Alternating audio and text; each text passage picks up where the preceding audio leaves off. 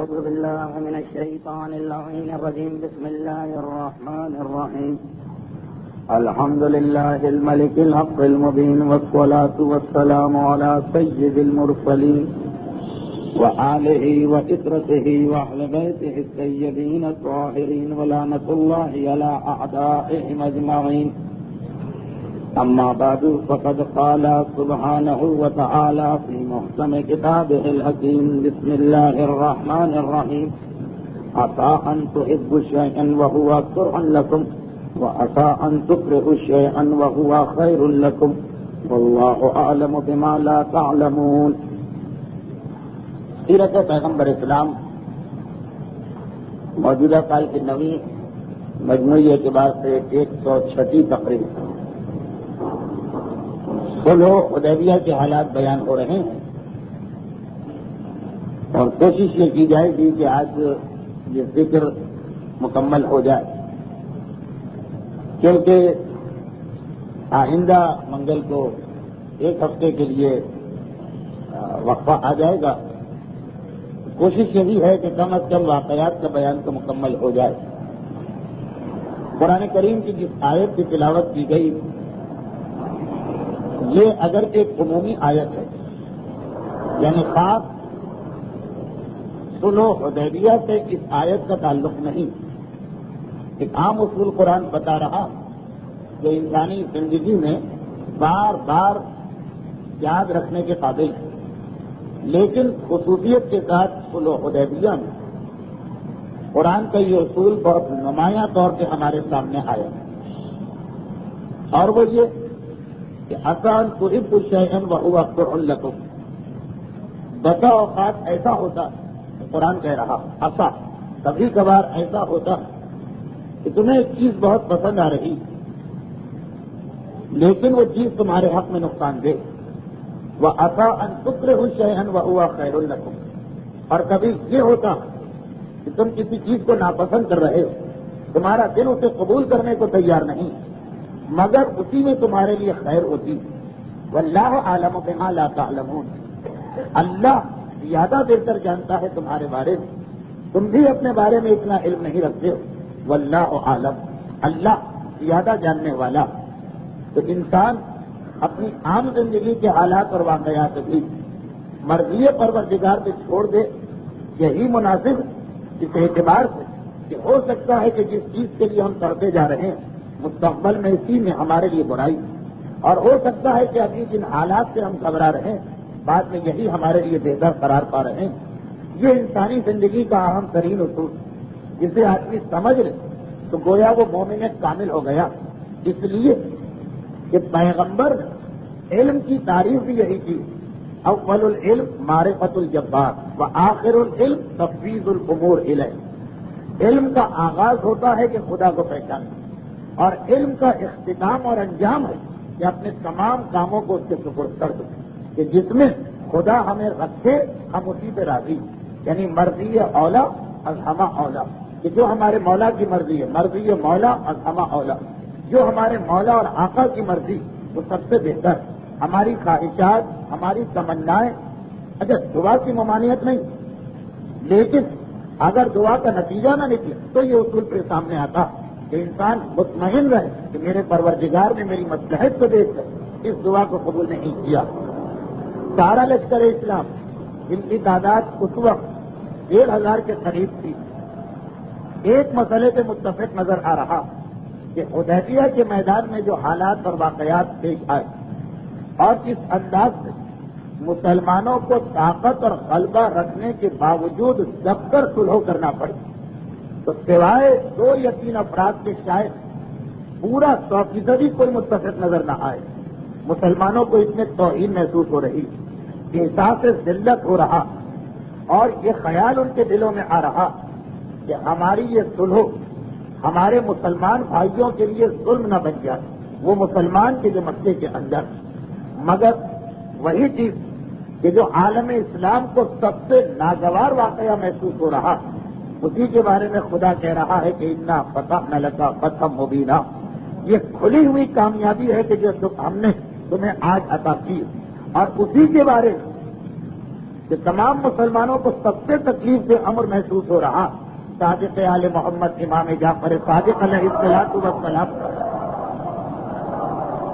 یہ فرمان پچھلی دفعہ بھی میں نے دہرایا، آج بھی قضیت اعظم و برکت منہا کہ اسلام میں صلح حدیبیہ سے بڑا عظمت و برکت والا کوئی واقعہ پیغمبر کی زندگی میں پیش نہیں آیا۔ ما کان قضیت اعظم برکت منہا، برکت کے اعتبار نہیں، اور یہی سبب کہ پھر قرآن سورہ فتح یہ پورا سورہ ایسا کہ اس کی ایک ایک آیت کو اگر ذرا تفصیل کے ساتھ پڑھا جائے تو پتہ چل جاتا کہ اس وقت مسلمان کتنے بدل نظر آ رہے تھے، جسے معصوم اسلام کا مبارک ترین واقعہ قرار دے، جسے قرآن تمام 80 لڑائیوں کے مقابلے میں جو پیغمبر کی زندگی میں ہو سب سے بڑی کامیابی قرار دے۔ لیکن اگر سورہ فتح پڑھ لیا جائے تو اسی سے اندازہ ہو رہا کہ مسلمان بدل کتنے، ناراض کتنے، اختلاف کتنا زیادہ کر رہے تھے۔ سورہ فتح آیتوں پر آیتیں، موقع ملا تو اختتام میں اس کا تذکرہ ہوگا، لیکن کبھی مسلمانوں کو تسلی دی جا رہی، کبھی مسلمانوں کو امید دلائی جا رہی۔ اسی سورہ فتح یعنی جہاں صلح حدیبیہ کا واقعہ ہے یہ تذکرہ ہو رہا کہ گھبراؤ نہیں، ان قریب ہم تمہیں بہت بڑی کامیابی اور دینے والے ہیں جس میں کثرت کے ساتھ مال غنیمت تمہارے ہاتھ لگے گا، یعنی غزوہ خیبر۔ اسی سورہ فتح کے اندر وہ آیت آ رہی کہ لقد صدق اللہ رسولہ الرؤیا بالحق، کہ اللہ نے اپنے رسول کا خواب سچا کر دکھایا، لتدخلن المسجد الحرام انشاءاللہ، یقیناً تم کو خدا مسجد الحرام میں داخل کرے گا، آمنین امن کے ساتھ بھی، محلقین رؤوسکم سروں کو منڈوا کر، اور مقصرین یا تھوڑے سے بال کاٹ کے، لا تخافون اس حالت میں کہ تم سے کوئی خوف نہیں ہوگا، فعلم ما لم تعلموا، بس اتنا ہے کہ اللہ وہ جانتا ہے کہ جو تم نہیں جانتے ہو، یعنی کبھی خیبر کا تذکرہ، کبھی مال غنیمت کی امید، کبھی آئندہ سال مسجد الحرام میں خیر و عافیت کے ساتھ آنے کا تذکرہ، اور پھر اسی سورے کے اندر وہ آیت تھی جس میں خدا نے صلح حدیبیہ کی ایک ضمنی وجہ بتائی کہ لولا رجال المؤمنون، کہ اگر اس مکے کے اندر ایسے مرد اور عورتیں نہ ہوتے کہ جو مسلمان ہو چکے تھے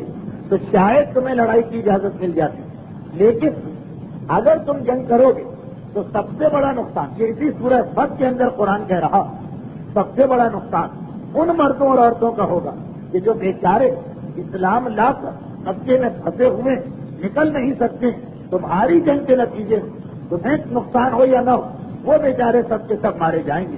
اور اسی لیے قرآن نے کہا کہ لو تزین لعذبنا الذین کفروا عذابا علیما، اگر یہ مسلمان مرد اور عورتیں کسی طرح مکے سے نکل آئیں تو پھر تم دیکھو کہ ہم خود ان کافروں پہ کتنا سخت عذاب نازل کر رہے ہیں۔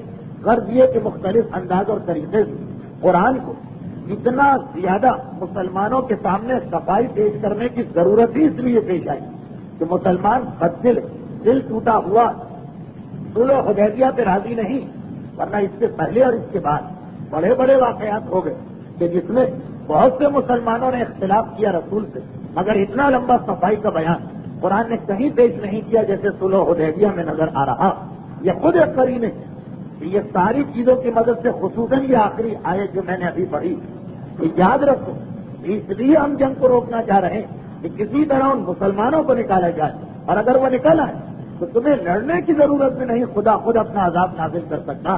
یہاں پہ ایک اور ضمنی مسئلہ حل ہو رہا، ایک اور ضمنی مسئلہ کہ کبھی کبھار جہاد اور قتال لازم ہو جانے کے باوجود صرف یہ خیال کرنا پڑ جاتا کہ ایسا نہ ہو کہ ہماری وجہ سے کسی بے گناہ ایسے مسلمان کو نقصان پہنچ جائے کہ جو بغیر اپنی مجبوری، بغیر اپنی خوشی، مجبوری کی وجہ سے کافروں کے بیچ میں پھنسا۔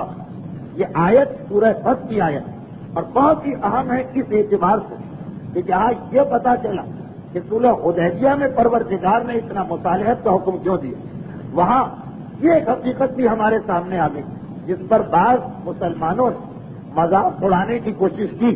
یہ جو ایک جملہ کہ معصوم جب تلوار چلاتا تو یہ دیکھ کے تلوار چلاتا کہ جسے قتل کیا جا رہا ہے اس کے صلب، اس کی پشت میں ایسا تو نہیں ہے کہ کوئی مومن موجود ہے، قیامت تک اگر کوئی مومن پیدا ہونے والا، کئی روایتوں کے اندر اس کی تشریح آئی، خالی وہ صفین کی لڑائی کا جملہ نہیں، اس کے علاوہ کئی مقامات پہ یہ جملہ معصوم نے دہرایا کہ ہماری تلوار جب کسی پہ چلتی تو فقط اس کو نہیں دیکھتی ہے کہ یہ خطا کار، یہ بھی دیکھا جاتا کہ اس کی نسل میں کسی مومن کا وجود تو نہیں پایا جا رہا، اس کی وجہ سے کبھی کبھار اس کو چھوڑ دیا جاتا۔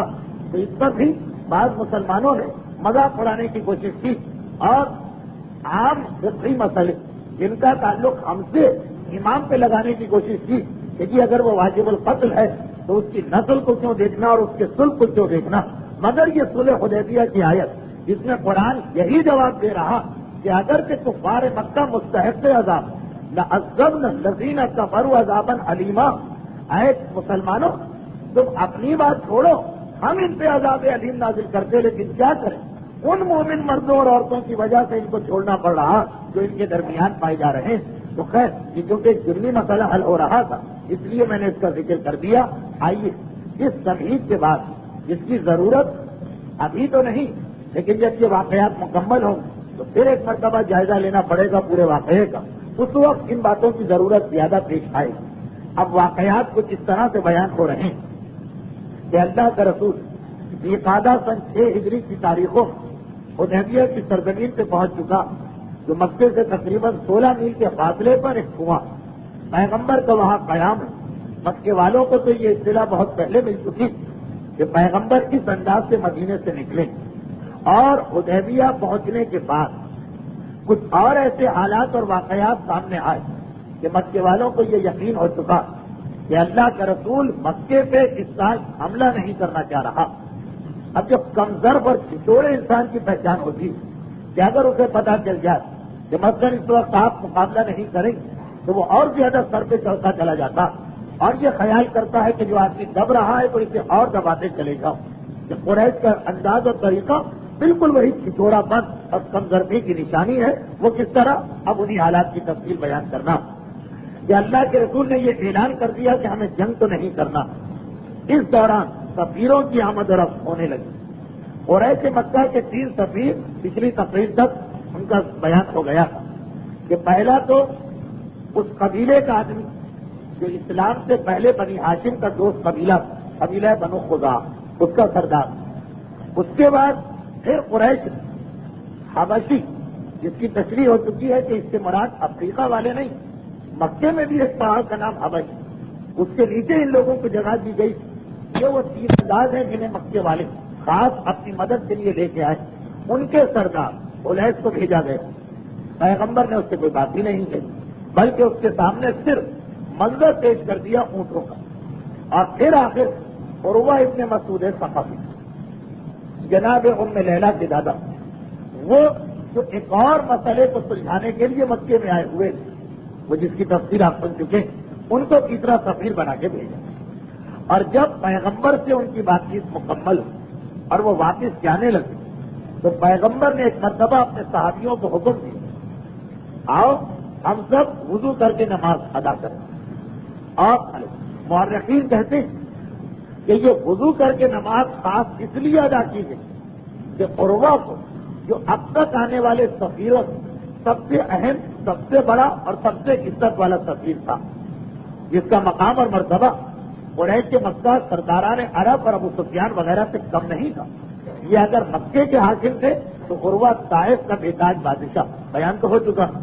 پیغمبر زبانی گفتگو کرنے کے بعد اس کے سامنے ایک عملی تصویر بھی پیش کرنا چاہتے ہیں، اور وہ وہی جس کا جلدی جلدی بیان آخری گزشتہ تقریر کے آخر میں آیا، مگر یہ جملے رہ گئے کہ پیغمبر نے آمدن یہ کہا کہ اے مسلمانوں آؤ ہم اس کے سامنے وضو کر کے نماز پڑھیں۔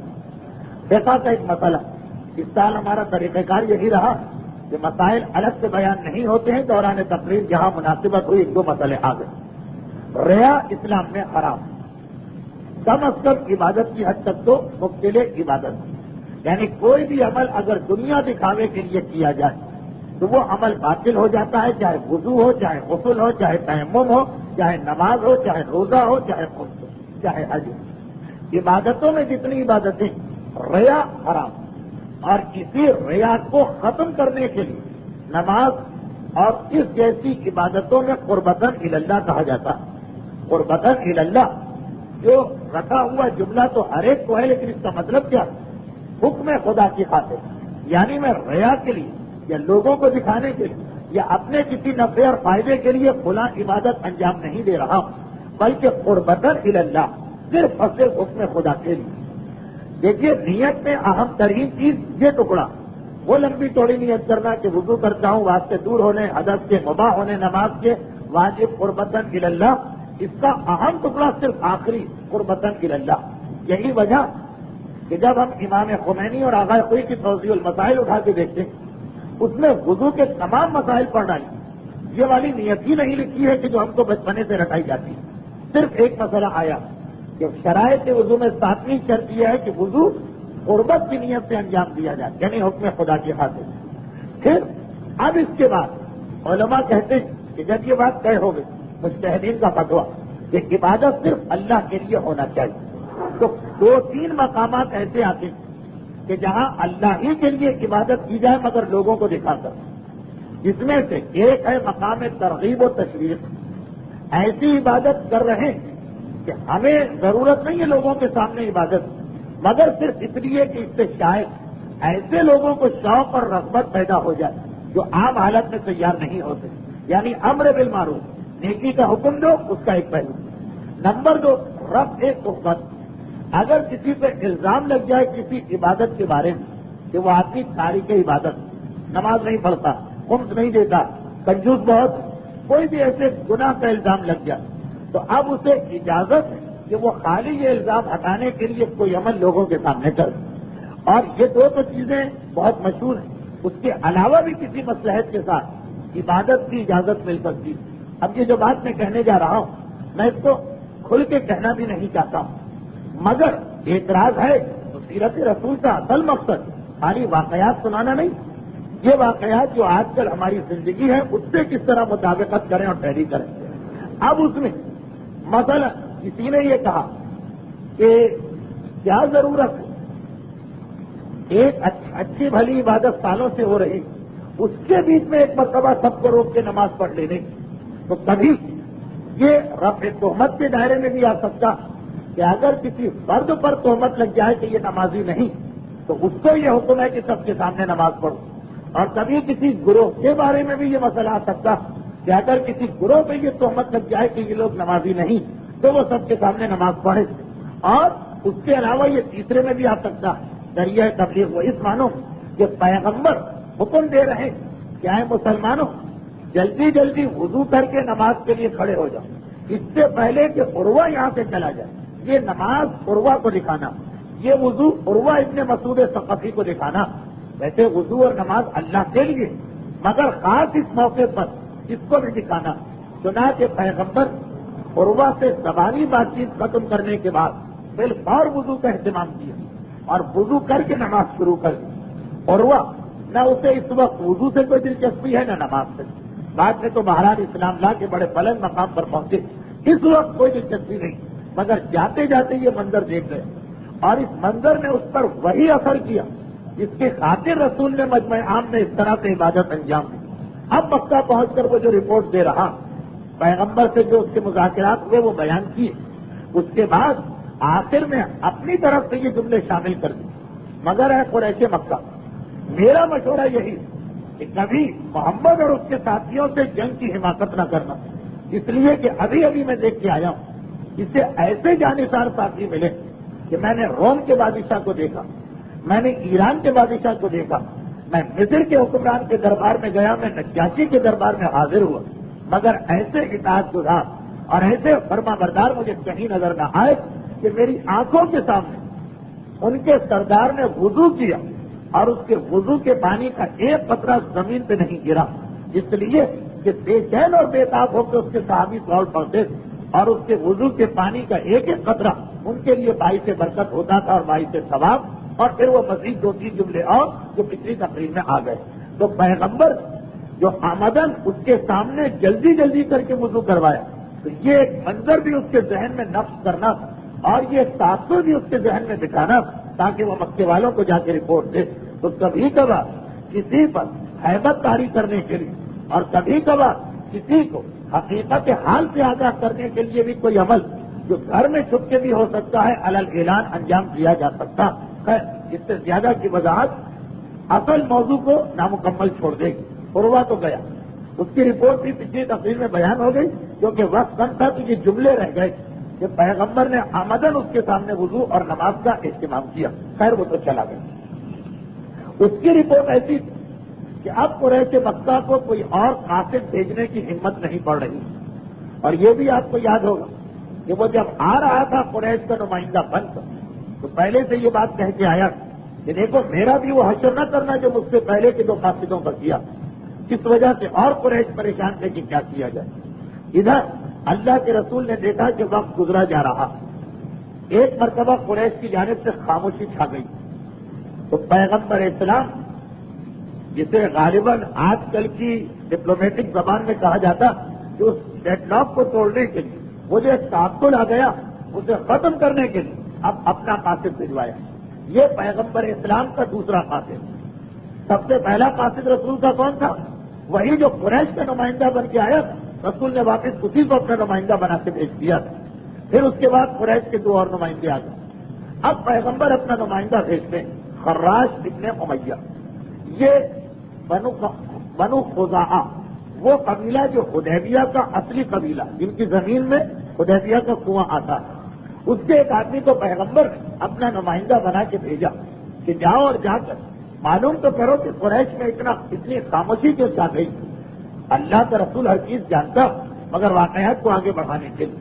اور پھر پیغمبر فقط اس لیے کہ یہ آدمی میرا نمائندہ مان لیا جائے, اپنی خاص سواری کا جانور, اپنے خاص اونٹوں میں سے اونٹ جس کا نام بھی کتابوں میں ہے سالم, وہ اسے دے کہ میرے خاص اونٹ پر بیٹھ کے تم جاؤ تاکہ یہ پتہ چل جائے کہ واقعی یہ نمائندہ ہے رسول.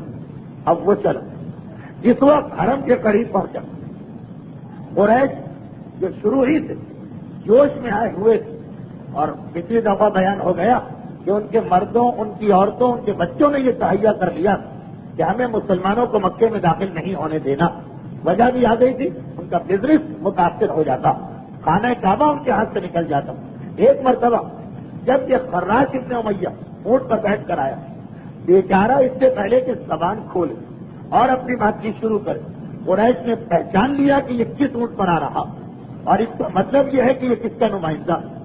اچھا, بہت سی چیزیں آج ہمارے آپ کے لیے سمجھنا مشکل ہے, لیکن یاد رکھیے کہ اسلام سے پہلے عربوں کی جو چند خصوصیتیں بتائی گئی, حافظہ بڑا طاقتور ہوتا تھا, جانوروں کی پہچان بہت زیادہ ہوتی تھی. یعنی اپنے بچوں کو اس طرح نہیں پہچانتے تھے اور اپنے خاندان کے بچوں کو, جس طرح گھوڑے کا شجرہ نسب ان کو یاد ہوتا تھا اور اس کی نسل کو وہ دیکھ کے پہچان لیتے. اونٹ اور اونٹ کی نسل, تو اگر کسی کو اس پہ تعجب کہ خالی اونٹ دیکھ کے کیسے پتا چلا کہ رسول کا اونٹ, تو اس لیے تعجب ہوگا کہ آج کے ماحول میں بیٹھ 1400 سال پہلے کی بات کو ہم سمجھ رہے ہیں. اور ایس کے یہاں یعنی عربوں کے یہاں باقاعدہ اپنی نسل سے زیادہ جانوروں کی نسل کا خیال رکھا جاتا تھا. تو خیر پہچان لیا کہ یہ کون آیا.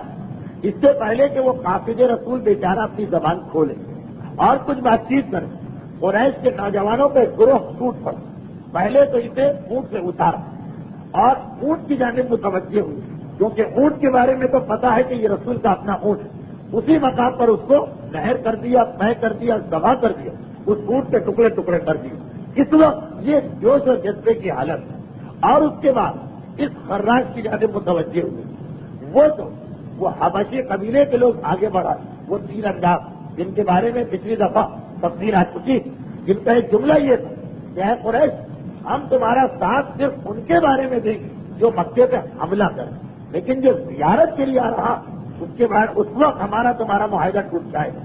اس کا سردار ویسے ہی گلا بنا بیٹھا قریش مکہ کی باتیں سن کر, جس توہین آمیز انداز سے اسے رد کیا تھا پچھلی تقریر. تو اب وہ آگے بڑھا اپنے سارے 3 اندازوں کو لے کر, کہا خبردار اس نوجوان کو کوئی ہاتھ نہ لگا, یہ قاصد ہے, یہ ایسی, اس کی جان کی حفاظت واجب ہے. ہم حملہ آور کے خلاف تمہارے ساتھی ہیں, لیکن مظلوم ہوگا تو اس کا ساتھ دیں گے, اور اسے بڑی مشکل سے بچا کے لے گئے. اللہ کے رسول کو اطلاع مل گئی کیونکہ یہ آدمی واپس پہنچ گئے. یہ رہتا تو اسی علاقے میں ہے کہ جہاں قافلہ اسلامی ٹھہرا ہوا. اب اطلاع مل گئی کہ یہ حالت, اب کیا کریں پیغمبر اسلام. تاریخ کا ایک ایسا حساس حصہ آ رہا، بڑا سینسیٹیو واقعات ہیں اور سارے اسلامی کتابوں کے واقعات، لیکن ہمارے ملک کے حالات بھی ایسے کہ جہاں لوگ ہوش سے زیادہ جوش اور عقل سے زیادہ جذبات سے کام لیتے ہیں، خصوصاً موجودہ حالات، تو بہت سرسری مجھے آگے بڑھ جانا پڑے گا۔ دوسرا قاصد جان بچا کے واپس آیا۔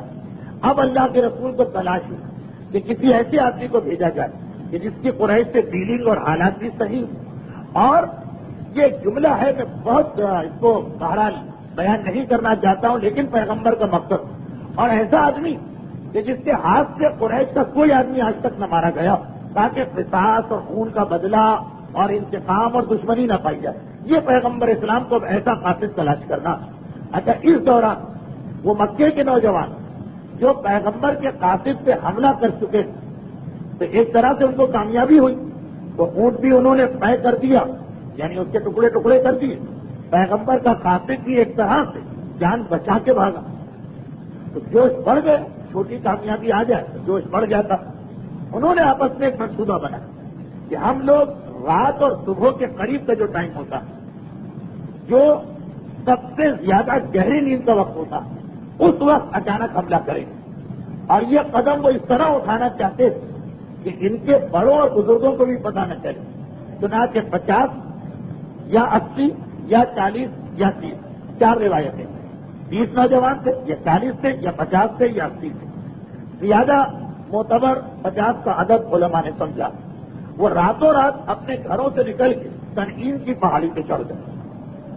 اب یہ سارے واقعات ایسے کہ آج بھی مکے میں یہ نشانیاں ہیں، مگر وہاں جانے والے اتنی تاریخ نہ وہاں سن سکتے ہیں نہ معلومات کر کے جاتے ہیں۔ تنعیم وہ مقام جہاں آج مسجد عائشہ کے نام سے وہ چھوٹی سی مسجد بنی کہ ہر وہ آدمی جو مکے میں ایک دفعہ پہنچ جائے، پھر اگر وہ مزید عمرے کرنا چاہے تو اسے کہیں دور دراز نہیں جانا پڑتا ہے احرام پہننے کے لیے۔ وہ خانہ کعبہ سے 6 میل پر تنعیم ایک جگہ جسے مسجد عمرہ بھی کہتے ہیں، مسجد عائشہ بھی کہتے ہیں، چھوٹا میقات بھی کہتے ہیں، وہاں کے ٹیکسی ڈرائیور، وہ جو جگہ ہے وہ ہے تنعیم۔ وہ یہ جگہ کہ جہاں پر یہ تیر انداز جا کے چھپ کے بیٹھے، یعنی وہ جگہ جو عمرے کے لیے مشہور ہے کیونکہ وہ مکے سے باہر۔ اب ان نوجوانوں نے راتوں رات مکہ چھوڑ دیا، اپنے بزرگوں کو بھی نہیں بتائے، وہاں جا کے چھپ کے بیٹھ گئے، اور صبح کا جو وقت آ رہا ایک دم سے وہاں سے اتر کے حدیبیہ کی طرف چلے 50 تیر انداز، مگر جیسے ہی وہاں پہنچے تو وہ اندازہ کرنے میں غلطی کر گئے شاید۔ ان کا خیال یہ تھا کہ یہ وہ وقت ہوتا ہے کہ جب لوگ بالکل غافل سو رہے ہوتے، مگر پیغمبر کا زمانہ وہ تو عین نماز شب کا افضل ترین وقت اور نماز صبح کی تیاری کا وقت، وہ تو سب سے زیادہ مسلمان کی بیداری کا وقت ہوتا۔ کافر کی غفلت کا وقت ہو وہ دوسری بات ہے، یا آج کل کے مومن کی غفلت کا وقت ہو وہ دوسری بات ہے، لیکن پیغمبر کے زمانے میں تو اس وقت ہر مسلمان جاگ رہا ہوتا۔ وہ اندازہ کر کے آئے ہوں گے اپنے ماحول کا، لیکن ہمارے یہاں تو صبح 4 بجے سب سے گہری نیند آتی، اس وقت کوئی نہیں اٹھتا، اور مسلمان اسی وقت اٹھتا کیونکہ وہ رحمتوں کا نزول ہے، برکتوں کا نزول ہے، رزق کا نزول ہے، اللہ کی نعمتوں اور اللہ کی نشانیوں کے ظہور کا نزول، تو سب مسلمان اس وقت عبادت کے لیے تیار ہو رہے تھے۔ چنانچہ 50 تیر انداز جیسے ہی اتر کے آئے فوراً ہی پکڑے گئے اور پیغمبر اسلام تک ان کو پہنچا دیا گیا۔ یہ تو ہوا واقعات کا ایک پہلو۔ علامہ مجلسی جابر ابن عبداللہ انصاری کے حوالے سے یہ لکھا کہ اس میں ایک اور چیز بڑھا دی کہ بہرحال وہ تیر انداز تھے، تلوار چلانے والے تو تھے نہیں، کہ تلوار چلانے والوں کا مسئلہ یہ ہوتا کہ وہ جب تک کے قریب نہ آ جائے حملہ نہیں کر سکتے، یہ تو دور سے بھی اگر مسلمانوں کو جاگتا دیکھ لیں تو تیر تو چلائے جا سکتے ہیں۔ جابر نے کہا کہ اس وقت پیغمبر نماز شب میں مشغول تھے، اور جو پیغمبر کی ایک عمومی دعا تھی کہ خدا کفر کا خاتمہ کرے اور کافروں کا خاتمہ کرے اور اسلام کو عزت دے، اعز الاسلام و اہلہ، وہ دعا پیغمبر مانگ رہے جس کی وجہ سے یہ تیر انداز اندھے ہو گئے۔ یعنی ہم ان کو دیکھ رہے ہیں، جابر کا جملہ کہ یہ آ رہے ہیں مگر اس طرح کے جیسے کوئی اندھا آدمی آ رہا کہ سامنے دشمن ہے، یعنی ہم لوگ ہم پر حملہ کرنے آ رہے ہیں، مگر ایسا لگ رہا ہے کہ ہم ان کو نظر ہی نہیں آ رہے ہیں، چنانچہ بہت آسانی کے ساتھ ان کو پکڑ لیا گیا۔ اور ہو سکتا کہ واقعہ ایسا ہی واقعہ ہوا کیونکہ حدیبیہ میں معجزات بہت کثرت کے ساتھ پیش آئے، اور معجزات کی وجہ بھی پچھلی تقریر میں آ گئی کہ مسلمانوں کا ایمان مضبوط سے مضبوط ہوتا جائے تاکہ بعد میں کوئی شک نہ کرے. تو خیر یہ سب کے سب پکڑ لیے گئے. سورہ مبارکہ فتح میں اس کا یہ واقعہ موجود ہے کہ یاد کرو وہ وقت کہ دشمنوں نے حملہ کیا تھا کہ بطن مکہ. اچھا پورے قرآن میں شاید لفظ مکہ ایک ہی جگہ آیا, وہ یہی بطن مکہ. جب مکہ کی گھاٹی سے تم پر دشمنوں نے حملہ کیا اور ہم نے تمہیں بچا لیا, وہ یہی 50 کی انداز ہے. بہرحال اللہ کا رسول جنگ نہیں جاتا. چنانچہ ایسے دشمن جن کو قتل کرنا یا سزا دینا بالکل ممکن یا کم سے کم انہیں پکڑ کے جیل میں ڈالا جا سکتا تاکہ جب مذاکرات ہو تو ان کو استعمال کیا جائے, مگر اللہ کے رسول نے کہا ان کو رہا کر دو, آزاد کر دو. اب احرام کی حالت میں ہے, صرف حج اور عمرہ کرنے آئے ہیں. چنانچہ جو ہم پر حملہ آور بھی ہوگا ہم اس سے کوئی بدلہ اور انتقام نہیں لیں گے, یہ کہہ کے ان کو واپس بھجوا دیں. یہ ایک نشانی اور بنی مکے والوں کے لیے. ان کے 3 قاصد تینوں نے جا کے یہ رپورٹ دی کہ رسول جنگ کرنے نہیں آئے. ان کی سمجھ میں نہیں آ رہا. اب اتنی بڑی نشانی اور آ گئی کہ ان کے 50 نوجوان جو پکڑ لیے گئے تھے بغیر کسی قسم کے تاوان یا معاوضے یا کسی قسم کی جیل کے پیغمبر نے ان کو چھوڑ دیا. پھر بھی قریش مکہ, کیونکہ وہی بات کمزور پر چھچورا انسان یہ دیکھتا ہے کہ فلاں آدمی میرے سامنے جھک رہا ہے تو جھکاتے چلے جاؤ. ادھر اللہ کے رسول نے دیکھا کہ میرے 2 قاصد تھے, پھر یہ 50 نوجوان بھیجے گئے, مگر قریش شک سے مت نہیں ہو رہے ہیں, نہ حملہ کر رہے ہیں, اتنی ہمت نہیں, نہ ہی مذاکرات کو آگے بڑھا رہے ہیں. اب پیغمبر اپنے سارے قافلے کو دیکھنے کے بعد حضرت عمر کا انتخاب کیا کہ تم میرے قاصد بن کے جاؤ. وجوہات کچھ تو میں نے بیان کر دی. انہوں نے معذرت کر دی کہ اللہ کے رسول میرا خاندان مکے میں نہیں, وہاں اگر کوئی وقت آ گیا یا مصیبت آ گئی تو کون مجھے سہارا دے گا اور کچھ بنا بنے گا.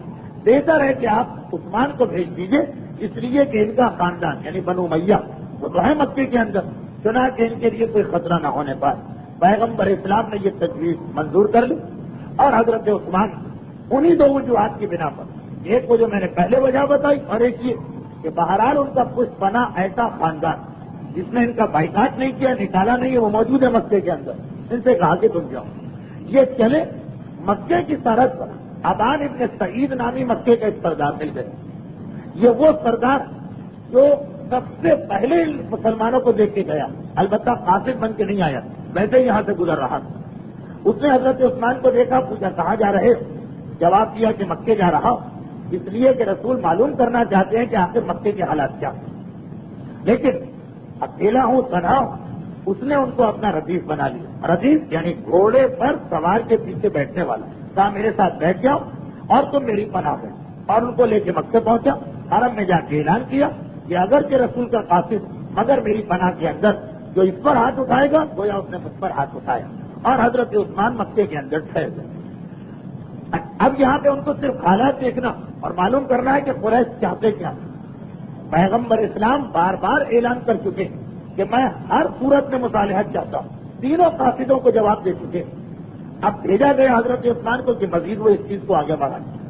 یہاں پر حضرت عثمان کے آنے سے اب پہلی مرتبہ قریش وہ مصالحت کی بات سوچنے لگے, اس لیے کہ اب تک کے قاصدوں نے جو رپورٹ دی وہ بھی ایسی تھی, ان کے 50 تیر اندازوں نے جو اطلاع دی وہ بھی ایسی تھی, اور یہ بھی پتا تھا کہ اس سے پہلے کسی جنگ میں ہم جیت تو نہیں سکے. اب پہلی دفعہ مصالحت کی باتیں کچھ ہونے لگی. لیکن پیغمبر کے اندازے سے یا یہ کہیے کہ مسلمانوں کے اندازے سے حضرت عثمان کو صبح جا کے شام آ جانا, 3 دن گزر گئے واپس نہیں آیا. تو یہ خبر پھیل گئی کہ شاید قریش مکہ نے بطور انتقام ان کو قتل کر دیا. بس اس وقت پیغمبر اسلام ایک درخت کے نیچے تمام لشکر اسلامی کو جمع کر کے بیعت لی. ہمارے علماء اعلام نے لکھا کہ بیعت صرف ایک جملے پہ لی گئی. یہ پورا واقعہ جو تاریخ اسلام کا بڑا اہم واقعہ, لیکن ملک کے حالات, کراچی کے حالات, دشمنان اسلام کی سازشیں مجھے روک رہی ہیں کہ میں تفصیل میں نہ جاؤں. ایک جملے پر بیعت لی, وہ یہ کہ اگر جہاد کا وقت آ گیا تو تم نے موت کو دیکھ کے کوئی بھاگے گا نہیں. یہ جملہ, اب یہ جملہ ہی غیرت مند انسانوں کے لیے تو بہت ہی زیادہ ننگ و آر کا سبب بن سکتا, لیکن اللہ کے رسول حکم تھا, مصلحت تھی, اس جملے پر بیعت لے لی. اور اس وقت قرآن کی آیت نازل ہو کہ رضی اللہ عن المؤمنین الذین یبایعونک تحت الشجرہ, اللہ ان لوگوں سے راضی ہوا جو درخت کے نیچے تمہارے ہاتھ پر بیعت کر رہے تھے, ان میں سے جو صاحبان ایمان ان سے اللہ راضی ہوا، یہ آیت نازل ہو گئی۔ پورا یہ واقعہ بیعت رضوان کے نام سے اردو مکتبہ تعمیر ادب نے کتاب شائع کی ہے، اور بہترین کتابوں میں سے ایک کتاب ہے بیعت رضوان، جس کے پورے تمام ان پہلوؤں کو لیا جو عالم اسلام میں اختلافات کا سبب بنتے ہیں۔ یہ بیعت رضوان جو یہ بہت بڑا ایک مسئلہ، یہ اس سے ثبوت فضائل اور ثبوت ترتیب خلافت اور بہت سارے مسئلے حل ہوئے۔ تو میرا موضوع ایسا نہیں ہے کہ میں اس تفصیل میں جاؤں، البتہ ان لوگوں کو ذرا بھی معلومات حاصل کرنا، واقعات اتنی اچھی کتاب ہے کہ شاید عربی اور فارسی لٹریچر میں بھی اس عنوان پہ اتنی اچھی کتاب نہ ہو جس کا نام ہی یہی بیعت رضوان۔ خیر، اب واپس آتے ہیں اپنے عنوان پر کہ یہ بیعت لی گئی، اور ان میں سے جو صاحبان ایمان تھے ان سے اللہ نے اپنی رضامندی کا اعلان کر دیا، اور بیعت کی صرف ایک بات پر تھی کہ موت کو دیکھ کے بھاگو گے نہیں۔ بیعت مکمل ہوئی، مسلمانوں کا جوش و خروش جاری، کہ اتنے میں ایک مرتبہ مکے کی جانب سے پہلے حضرت عثمان آتے نظر آئے۔ انہوں نے آ کے پیغمبر اسلام کو رپورٹ دی کہ اللہ کے رسول قریش مکہ اب مصالحت سے تیار ہے، مگر ان کے صرف دو مسئلے۔ پہلا مسئلہ یہ ہے کہ انہوں نے یہ قسم کھائی تھی، ایک قسم وہ کھا چکے کہ مسلمانوں کو مکے میں داخل نہیں ہونے دیں۔ اب یہ قسم جو ہے ان کے راستے میں رکاوٹ بن رہی ہے۔ اور دوسرا مسئلہ یہ کہ ان کا یہ کہنا ہے کہ اگر ہم نے آپ کو آنے دی تو قریش سارے عرب میں ذلیل ہو کے رہ جائیں گے، ان کی ناک کٹ جائے گی کہ تمہارا دشمن تمہارے شہر آیا بھی، عبادت بھی کی، چلا بھی گیا، تو ہمارا جو احترام اور عزت اور وقار ہے وہ ختم ہو کے رہ جائے گا۔ یہ ہے بڑا مسئلہ۔ یہ دو چیزیں ہیں کہ جس کی وجہ سے قریش تذبذب کے عالم میں، مگر حضرت عثمان فرماتے ہیں کہ میں نے بات کی ہے قریش، ان کے نمائندے عنقریب اس مسئلے پہ بات کرنے کے لیے آ رہے ہیں، اور تھوڑی دیر کے بعد وہ نمائندے آ گئے۔ اچھا، اب یہاں پر ضمنی طور پر ایک بات اور نکل آئی، اسلام میں فال لینا اسے اچھا نہیں سمجھا گیا۔ فال لینا کیا مطلب؟ ایک تو استخارہ ہوتا وہ تو ایک الگ چیز، فال لینا کالی بلی راستہ کاٹ گئی تو یہ فال لینا کہ کوئی پریشانی آئے گی، یا کوا بولنے لگا، یا آنکھ پھڑکنے لگی، یا ہتھیلی میں کھجلی ہونے لگی، یا اس قسم کی چیزیں، یہ فال لینے کی کوئی حقیقت نہیں۔ اور مذمت بھی کی گئی کہ فال لینا بہت برا، فال جسے عربی میں تطیر کہتے ہیں، تطیرہ۔ قرآن کے اندر بھی کافروں کے بارے میں کئی آیتیں کہ اننا تطیرنا بکم، کہ جب وہ کسی رسول کو آتا دیکھتے تھے، یعنی یہ بات ہو رہی ہے بنی اسرائیل کے نبی، تو اسے فال نکالتے کہ یہ آدمی ہمارے لیے معاذ اللہ مثلا منحوس ہے یا بدشگونی لے کے آ رہا۔ اسلام میں ان چیزوں کی مذمت کی گئی اور کہا ہے کہ فال کی کوئی حقیقت نہیں، مگر پھر یہ بھی کہا گیا کہ شاید اس سے کوئی بچ بھی نہ سکے۔ یعنی یہ کچھ انسان جب کسی پریشانی میں پھنس جاتا تو ذرا سی بات سے اس کے دل میں شگون اور بدشگونی پیدا ہونے لگتی۔ یہ خود بخود دل میں آنے والے وسوسے جو آدمی کے کنٹرول میں بھی نہیں ہوتے، اسی لیے کہا گیا وَكَفَّارَةُ التَّطَيُّرِ التَّوَكُّلُ بِاللَّهِ، کہ بچو فال لینے سے، لیکن وہ تو خود بخود دل میں آ جائے گا کہ یہ اچھی چیز ہے، یہ بری چیز ہے۔ اور یاد رکھیے کہ یہ مسئلہ خالی ہمارا نہیں، ہم سے زیادہ مسئلہ ان لوگوں کا ہے جنہیں ہم بہت ہی عقل مند اور ہوشیار اور وسیع نظر سمجھتے ہیں۔ یورپ اور امریکہ میں ہم سے زیادہ مسئلہ ہے۔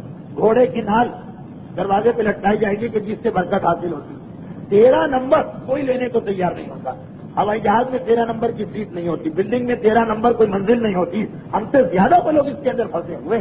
تو کیونکہ بہت سے لوگ سمجھتے ہیں کہ یہ جہالت اور کم علمی کی وجہ سے، ٹھیک ہے، یہ ایک شیطانی خیال بھی ہے اور انسانی مزاج بھی ایسا کہ انسان اپنی غلطیوں اور کوتاہیوں کی ذمہ داری دوسرے پہ ڈالنا چاہتا، تو وہ کالی بلی پہ ساری ذمہ داری ڈال دی، کپڑے پہ ساری ذمہ داری ڈال دی۔ خیر، تو ایک طرف اسلام نے منع بھی کیا، دوسری طرف کہا ہے لیکن ٹھیک ہے منع کیا، وسوسہ ہے پیدا ہو کے رہے گا، تو حدیث معصوم ہے، اور ایسی حدیث کہ آغا خوین نے اس سے فتویٰ بھی دیا کہ کچھ تو واجب کفارے ہوتے، روزہ توڑ دیا واجب کفارہ، منت توڑ دی اس کا کفارہ واجب۔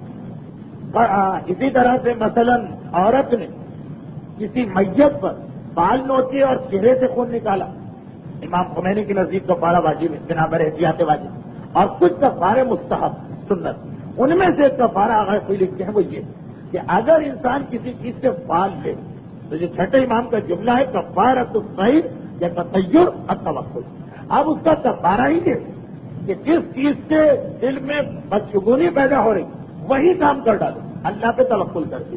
اس بدشگونی اور بدفالی کا کفارہ یہی کہ دل میں جو آ گیا کہ اس میں کوئی نقصان، اب تو ضرور یہ کام کرنا، اس لیے کہ نقصان اور فائدہ اللہ دینے والا، یہ بلی اور کوے اور کتے اور یہ ان چیزوں سے نہ نفع ہے نہ نقصان.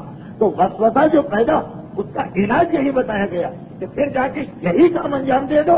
پھر اس سے اچھا اگر آدمی 10-15 مرتبہ یہ سلسلہ شروع کر دے تو آپ دیکھیے گا کہ یہ چیز خود بخود ختم ہو جائے گی. اگر جان بوجھ کے وہی کام کرنا کہ جس سے دل کے اندر ذرا کھٹکا پیدا ہو رہا، ذرا بدشگونی آ رہی، جیسے اکثر میں بعض نوجوانوں کو ایک علاج بتاتا ہوں ان کے اس مسئلے کا جو ابتدائی بلوغ یعنی 15 سے 20-22 سال تک شاید سب کو سامنا کرنا پڑتا ہوں کہ ایک دم سے دلوں میں بہت سارے شک پیدا ہونے لگتے ہیں. ایک دم سے بہت دیندار مذہبی گھرانے کا نوجوان 10-11 سال کی عمر سے عبادتیں کر رہا، مسئلے مسائل جانتا، لیکن ایک 17-18 سال کے قریب ایک مرحلہ آتا خدا ہے بھی یا نہیں، رسالت، امامت، قیامت، توحید، پورے عقائد کے بارے میں نماز پڑھنے کھڑا ہو دنیا بھر کے خیالات. اچھا یہاں پہ جو غلطی کرتے ہیں عام طور پہ لوگ وہ یہ ہے کہ اس کو بہت زیادہ دبانے کی کوشش کرتے ہیں. نتیجہ یہ ہوتا ہے کہ اور زیادہ ابھر کے یہ چیزیں آ جاتی ہیں. تو اس کا جو علاج بتایا گیا ہے وہ یہی کہ چھوڑ، جو خیال بھی آ رہا ہے وسوسے کی حد تک چھوڑ، آنے دے آنے دے آنے دے، یہاں تک کہ ایک وقت میں خود ہی آنا بند ہو جائے. بالکل اسی طرح کہ روزے کے عالم میں جو لوگ تھوک پینے سے بچے اور بار بار تھوکے کہ کہیں تھوک حلق سے نیچے نہ اترے اور تھوک پیدا ہو اور پینے لگے تو مسئلہ ہی ختم ہو جائے گا. تو یہی اسلام نے بدفال اور بدشگونی کے لیے کفارہ بتایا کہ جس چیز کے بارے میں بدشگونی کا احساس ہو رہا اب جان بوجھ کے وہی کام کر لو، لیکن اب توکل علی اللہ، اللہ پہ توکل کر کے یہ خیال دل میں پیدا کر کے کہ فائدہ اور نقصان کا مالک خدا، یہ اسلام نے بتایا. اور ساتھ میں ایک بات اور کہی، وہ یہ کہ کسی چیز سے کبھی بری فال دو ہی نہیں، ہمیشہ اچھی فال لیا کرتے. جو ہمارے بزرگ ہمیں تہذیب اور طریقہ سکھاتے تھے کہ ہمیشہ اچھی بات زبان سے نکالو، ہمیشہ اچھا خیال سوچو، ہمیشہ یہ سوچو کہ اس کے اندر یعنی جو کہا جاتا ہے کہ خواب میں موت نظر آئے سمجھ لو زندہ رہنا، خواب میں بھی الٹا نکالو، الٹا اسی لیے کہ جو بری باتیں اس سے اچھے نتیجے نکالیں. دو چیزیں بتائی، بس فالی اس کا کفارہ یہ ہے کہ وہی کام کر لو اللہ پہ بھروسہ کر. اور دوسرا علاج یہ کہ جس چیز سے بھی بدفالی کا امکان ہو اس سے ہمیشہ اچھا خیال نکالو. اور اس کے لیے صلح حدیبیہ کے واقعے کو پیش کیا جاتا وہ یہ کہ جس وقت حضرت عثمان نے رپورٹ کی کہ قریش مکہ کے یہ دو مسئلے اور ان کے نمائندے قریب آنے والے ہیں مذاکرات کے لیے، تو ایک مرتبہ سامنے سے سہیل ابن عمر آتا نظر آئے. یہ خطیب العرب، اس کا لفظ خطیب العرب، عرب کا بہترین اوریٹر، عرب کا بہترین خطیب، بہترین خطابت کا مالک اور مزاج میں بڑا سخت، اس کے بارے میں مشہور تھا. اس کا مزاج بڑا سخت ہے، کسی کے سامنے جھکتا نہیں ہے، اپنی ناک نیچے نہیں ہونے دیتا ہے، اپنی آن پر اپنی اولاد کو قربان کر دیتا ہے. یہ مشہور ہے اس کے بارے میں. اور جس زمانے کا یہ واقعہ اس وقت اس کے گھر میں ایسا ہی مسئلہ چل بھی رہا تھا کہ اس کا سگا بیٹا اسلام لا چکا اور باپ اپنے بیٹے کو قید کر رہا ہے، کوڑے مار رہا ہے، ظلم و ستم کر رہا ہے. یعنی اتنا سخت ہے یہ مزاج کے اندر. اولاد، بھائی، بہن، کسی چیز کا خیال نہیں، اپنی بات کی آتی، بس جو ہماری بات ہے اس سب کو ماننا پڑے گا. اتنا سخت آدمی آ رہا، اس کو بھیجنے کا مطلب ہی یہ. اچھا پھر واقعات میں آگے کا واقعہ ہے، لیکن وہ سب نے سنا. ابو جندل جب منع کیا گیا یعنی اس کے بیٹے کو کہ ہم واپس نہیں کریں گے، تو دیکھیے اس آدمی نے مذاکرات چھوڑ لیے، پھر ہم بھی واپس جاتے ہیں، ہم نہیں کریں گے. سنو اتنا سخت. قریش نے اس کو بھیجا ہی اس لیے کہ کسی سخت ترین آدمی کو بھیجو، ایسا نہ ہو. مشہور ہے قریش کے پاس کہ محمد جادوگر، عام سے آدمی کو بھیجو گے وہ تو محمد ہی کا کلمہ پڑتا ہوا آ جائے گا. سخت ترین آدمی کو چھانٹ کے بھیجو جو اس برابر سے مقابلہ کرے رسول. اس کی وجہ سے سہیل کو بھیجا گیا. اب سوچیں کتنا سخت آدمی آ رہا. دور سے مسلمانوں نے دیکھا، جو اس کو جانتے ہیں وہ تو سمجھ گئے کہ اگر معاملہ بن بھی رہا ہو تو بگڑ جائے گا. ایسا ہی آدمی آیا جو مسلمانوں سے پہلے ہی خار کھا کے بیٹھا. اچھا یہ بدر میں قید بھی ہو چکا، ایک وہ بھی اس کو غم ہوگا، اس کا بیٹا مسلمان ہو گیا، ایک وہ بھی اس کو غم ہوگا، اور پہلے ہی سے مزاج کا سخت. کریلا اور ہیم چڑھا، پہلے ہی کون سا اچھا تھا اور یہ دو چیزیں اور جمع ہو گئی، تو دیکھنے والوں نے دور سے سمجھ لی کہ اب معاملہ بنتا بھی تھا تو بگڑ گیا، بھیجا ہی ایسے آدمی کو گیا، مگر پیغمبر اسلام نے اس کو دیکھا، سہیلا امرونا، اس کا نام سہیل، سہیل سے پیغمبر نے فال نکالا، سہیل سے سہل، سہل مانے آسان، بس ہمارا کام آسان ہو گیا، سہیل آ رہا ہے بس سہیلا امرونا، ہمارا کام آسان ہو گیا۔ یہ وہی چیز کہ اسے دیکھ کے سارے مسلمان پریشان، کہہ رہے ہیں کہ معاملہ بگڑ گیا، پیغمبر وہ جو اصول بتائے، کیونکہ اسی حدیث بعد میں علماء نے کوٹ کیا کہ اگر کبھی کوئی خرابی بھی سامنے آ رہی ہمیشہ اچھی فال نکالو، کام بن جائے گا، اللہ پہ بھروسہ کرو، فال اور شکون ہمیشہ اچھے لو۔ سہیل کو دیکھ کے کہا سہیلا امرونا، آج ہمارا معاملہ حل ہو گیا، سہیل ہو گیا، معاملہ بالکل تو ہمارے آدمیوں کو بھی بھیج دیا۔ بہرحال اس کو قابو میں کرنے کے لیے معلوم تھا کہ یہ آدمی ایسا سخت ہے کہ ہو سکتا ہے کہ اس سختی پہ پہنچ جائے جو قریش کو بھی منظور نہیں، تو دو آدمی بھیجے تھے بطور مددگار، یہ 3 آدمیوں کا وقت آئے۔ اب پیغمبر سے بات چیت شروع، سارے مذاکرات اور ڈائلاگ بیان کرنا تو بڑا مشکل ہے اور اس کی ضرورت بھی کوئی میں خاص محسوس نہیں کر رہا ہوں۔ خلاصہ یہ نکلا کہ اس بات چیت کے بعد یہ طے پا گئے کہ یہ جو قریش کے 2 بڑے مسئلے، ہم قسم کھا چکے ہیں کہ اس سال مسلمانوں کو مکے میں نہیں آنے دیں، اور ہماری ناک کٹنے کا مسئلہ ہے، عزت و آبرو کا مسئلہ ہے۔ اب اس کا حل یہی نکالا گیا کہ چلو تمہاری قسم بھی صحیح رہے، تمہاری عزت و آبرو بھی ختم نہ ہو، ہم اس سال واپس چلے جاتے ہیں، آئندہ سال آ جائیں گے جو تمہاری قسم سے اس کا تعلق نہیں، اور کہنے کے لیے تمہیں ہو بھی جائے گا کہ دیکھا ہم نے مسلمانوں کو نہیں آنے دیا۔ تو یہ سب سے پہلے تو یہ جو 2 مسئلے تھے قریش، انہیں پیغمبر نے حل کیا۔ اچھا یہ سارے مذاکرات کسی بند کمرے میں نہیں ہو رہے، یہ سارے مذاکرات 1500 ان مسلمانوں کے سامنے ہو رہے ہیں جو اب تک کے واقعات اسے بہت جوش میں آ چکے ہیں کہ آخر قریش نے ہم کو سمجھ کیا رکھا، ہم طاقت والے، ہم شجاعت والے، ہم 3 دفعہ قریش کو مار چکے ہیں، آج ہمارا لشکر سب سے بڑا، ہم کیوں اتنا دب چلے جائیں؟ جو پہلے ہی سے مسلمان غصے میں، ان کے سامنے یہ مذاکرات ہو رہے ہیں کہ جس کی ایک ایک شرط ایسی کہ ایسا ہی لگ رہا کہ پیغمبر جھکتے جا رہے ہیں، دبتے جا رہے ہیں، اور سہیل ابن عمر سر پہ چڑھتا چلا جا رہا، مگر وہی جو پیغمبر اسلام کا مصالحانہ طریقہ کہ اسباب ہمیشہ قابو میں رکھنا، ہوش کے بدلے جوش سے کام لینا، اور حال سے زیادہ مستقبل کی فکر کرنا کہ اس وقت جو ہم قدم اٹھا رہے ہیں فی الحال فائدہ بھی ہو جائے تو آگے چل کے اس کا نقصان اور فائدہ کیا ہے وہ دیکھنا۔ دیکھیے یہی اصول جو ابھی میں نے کہا کہ صلح حدیبیہ پیغام یہ ہے کہ حال سے زیادہ مستقبل کا خیال کرو، یہی اصول موت کے بارے میں آتا ہے ہمارے سامنے، جو ہمارا 10واں امام امام علی النقی علیہ الصلوۃ والسلام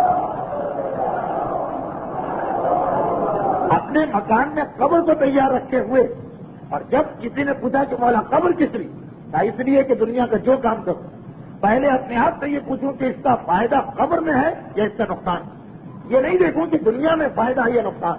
قبر اس لیے کہ ہر کام کے وقت پہلے قبر کے حوالے سے چیک کرو کہ اس میں کیا نقصان ہے کیا فائدہ۔ بچے کو اسکول میں داخل کرانا، بڑا اچھا اسکول ہے، انگلش اسکول ہے، 2500 3000 4000 روپے سالانہ کا خرچہ ہے، سب گٹپٹ چٹپٹ اس کو آ جائے گی، گانا وانا وائلن پیانو سب سیکھ جائے گا، اس سے دنیا بن جائے گی، لیکن مستقبل میں یہ فائدہ ہے یا نقصان۔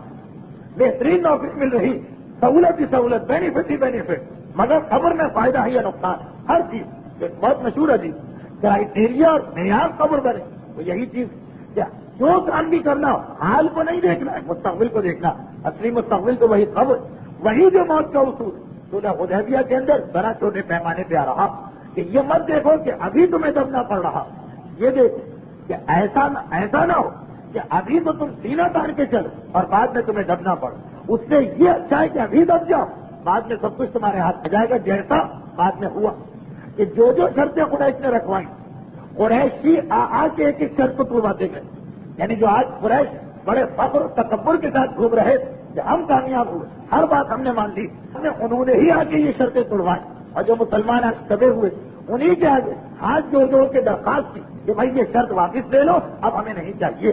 تو حال اور مستقبل یا دوسرے حالات میں ایک بات اور کہہ کہ آج اللہ کا رسول ایسے مذاکرات کر رہا جس میں تمام مسلمان یہ دیکھ رہے ہیں کہ فی الحال ہمیں نقصان، مگر پیغمبر وعدہ کر رہا کہ آج میری بات مانو، مستقبل میں تمہیں فائدہ ہوگا۔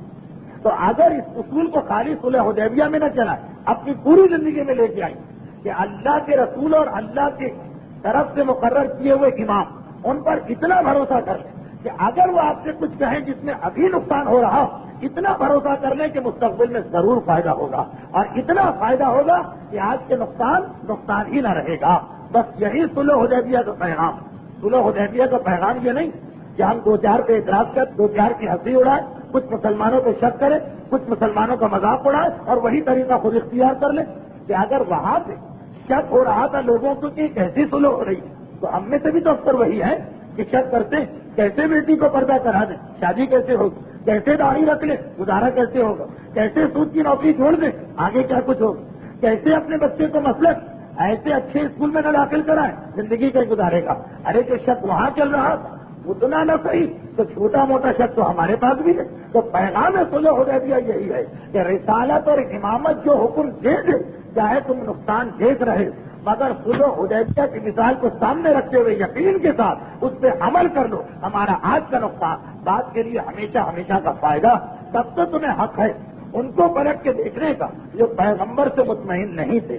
اور اگر تمہاری اپنی یہ حالت کہ اپنے کسی کام میں رسول اور امام کی بات پہ اطمینان نہیں آ رہا، یہ نقصان ہی نقصان ہے، اور ان پر اعتراض کر رہے، تو یہ تو وہی اعتراض ہے جسے مولا نے کہا ربا قابل قرآن والقرآن جلعنہ، کتنے ہی تلاوت قرآن کرنے والے وہ قرآن پڑھتے ہیں اور قرآن پلٹ کے انہیں پہ لعنت کرتا، کیونکہ وہ کہتے ہیں لعنت اللہ علی الکاذبین، اور ابھی ایک جھوٹ بول گیا ہے اور ابھی جا کے دو جھوٹ بولنا، وہ مثال ہماری نہ بن جائے۔ دیکھیے میں اس اطمینان کے ساتھ یہ کہہ رہا ہوں کہ صلح حدیبیہ کو اس حوالے سے شاید آپ نے کم سنا اور کم پڑھا، ہمارے بزرگ علماء کرام نے ساری باتیں پہنچائیں، میں تو فقط انہی کا کوچتین اور انہی کی باتوں سے استنباط کر کے طالب علمانہ انداز میں آپ کے سامنے پیش کرنے والا۔